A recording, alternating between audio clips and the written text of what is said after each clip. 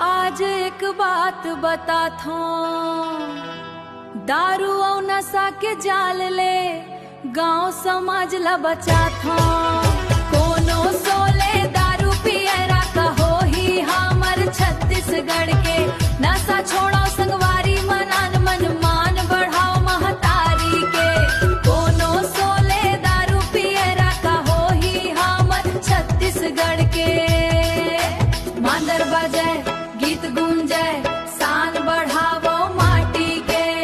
दारू पी के घर उजड़ थे रोवे माई रोवे दाई, छोटे छोटे नोनी बाबू मन देख देख के होते दुखियारी। कमाई के पैसा नशा में जाथे, घर में झगड़ा बढ़ जाथे। माया दया वो सुख के डोरा धीरे धीरे टूट जाथे।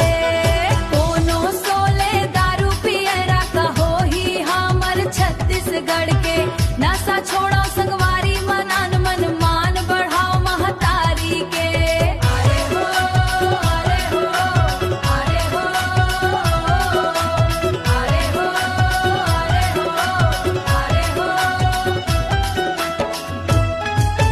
खेत खार में मेहनत करो पसीना के मान बढ़ावो, नोनी बाबूला पढ़ा लिखा के नवा बिहान बनावो।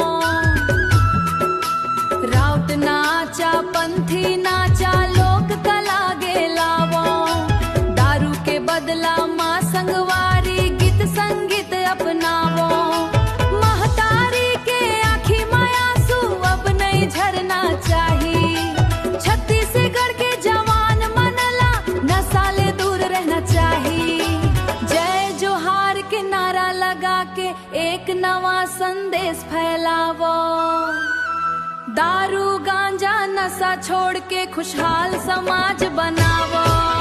कोनो सोले दारू पियरा कहो ही हमर छत्तीसगढ़ के, नशा मुक्त होवे गाँव